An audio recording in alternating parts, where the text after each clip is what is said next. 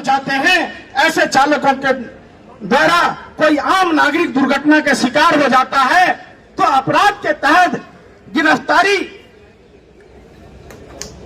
चालक को जमानत पाने का अधिकार उसका विधि लाइसेंस माना जाना चाहिए। हाँ, एक बात तो हमने भी अपने संज्ञान में देखा है, अगर कहीं एक्सीडेंट हो जाता है तो चालक बंदियों को सीधा जेल डाल दिया जाता है, उनका लाइसेंस रद्द कर दिया जाता है। ये एक टेक्निकल चीजें हैं, घटना दुर्घटना कहकर नहीं आती है, तो सरकार को इस पर ध्यान देना चाहिए। जो ड्राइवर बंधु जेल में हैं, जिन पर केस चल रहे हैं, जिनके लाइसेंस निरस्त कर दिए गए हैं, उनका फिर से शुरुआत कर दी जाए, नवीनीकरण कर दी जाए और चालक बंधुओं से तमाम केस वापस लिए जाए और उनको जमानत दी जाए।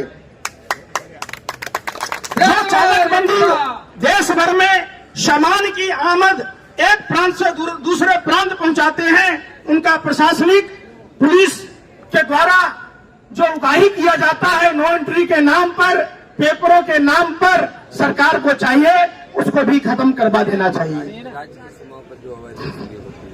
जो राज्यों के सीमा पर आप देखते होंगे, इंटर स्टेट जब गाड़ियां प्रवेश करती है तो पुलिस के द्वारा, पुलिस के थल्लों के द्वारा जो उगाही की जाती है वो ड्राइवर बंधुओं को काफी नुकसान पहुंचाता है।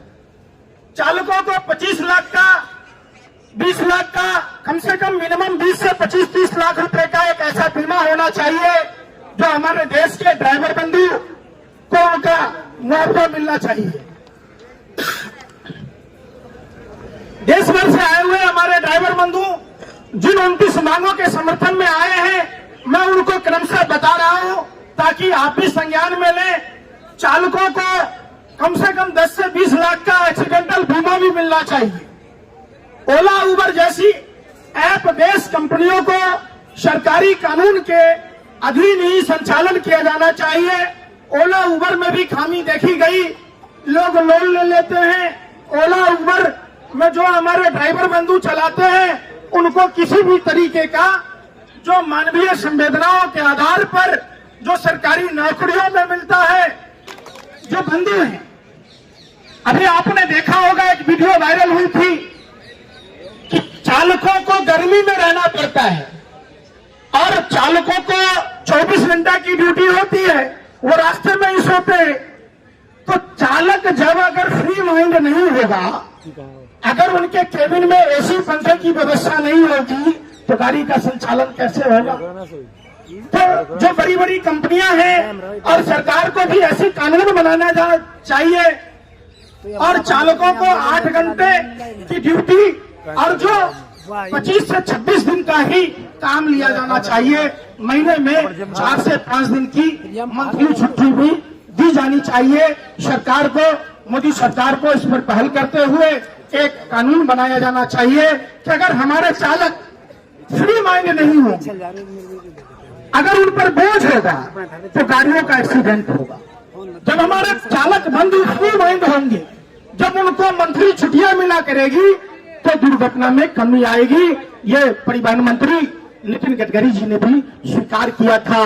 तो क्या इनको अमली जामा पहनाने में कोई कठिनाई है? तो परिवहन मंत्री जी से, गडकरी जी से हमारा सादर अनुरोध है कि एक ऐसा राष्ट्रीय कानून बनना चाहिए, एक अध्यादेश लाते आप जिससे ड्राइवरों को 8 से 10 घंटे की ड्यूटी ली जाए और मंथ में 5 दिन की छुट्टी हो, चालकों को सम्मान मिले और सभी चालक बंधुओं को कॉमन पॉलिसी बने, चालकों की तनख्वाह में वृद्धि हो तथा चालक और खलासी का प्रतिदिन भत्ता लोकल क्षेत्र के महंगाई के हिसाब से दिया जाए। ये हमारे देश भर से आए हुए चालक और जो खलासी बंधु हैं इनका डिमांड है।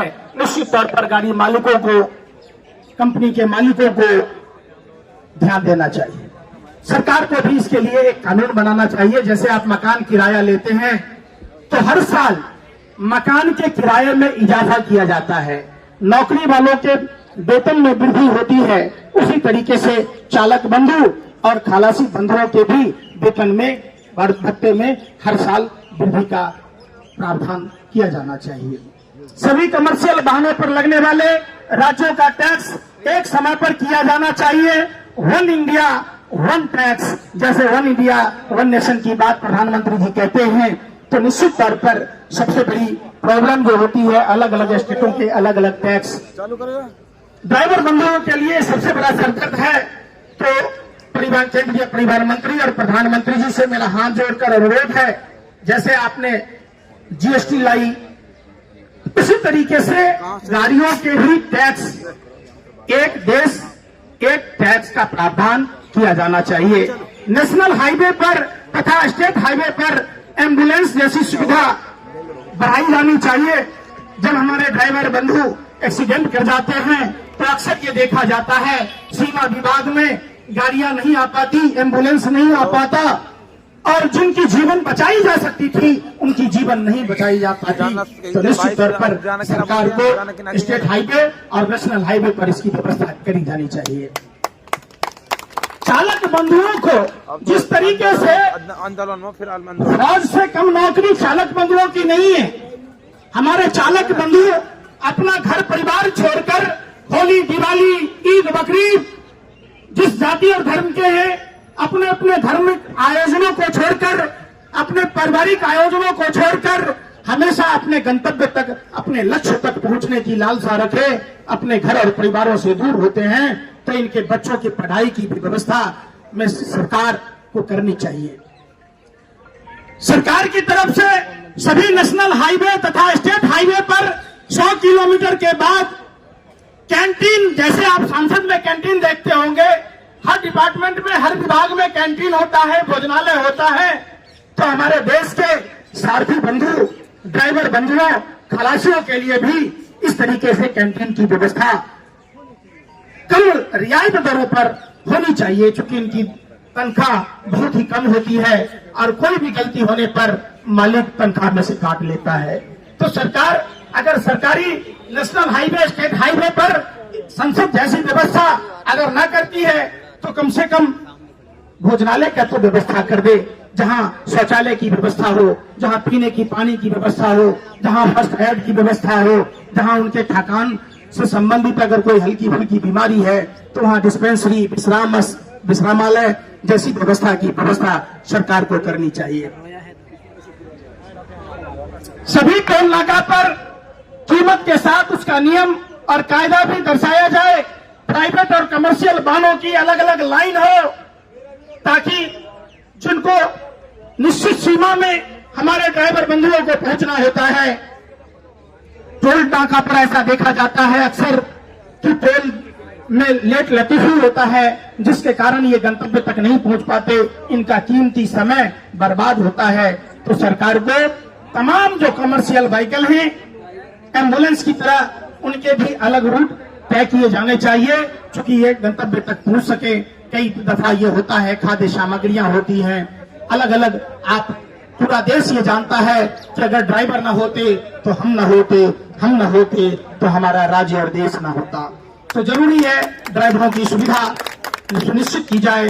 प्रधानमंत्री आवास योजना में भी देश के ड्राइवरों को प्राथमिकता दी जाए, उनका जो सीट है वो सुरक्षित की जाए, क्योंकि ड्राइवर ना होते तो ये देश नहीं होता। ड्राइवर दुनिया के जीवन के हर क्षेत्र में जरूरत है। सरकार हमारे देश के ड्राइवर बंधुओं को ध्यान में रखते हुए जो 29 सूत्री कार्यक्रम हैं उन सभी मांगों को पूरा करे। एक्सीडेंट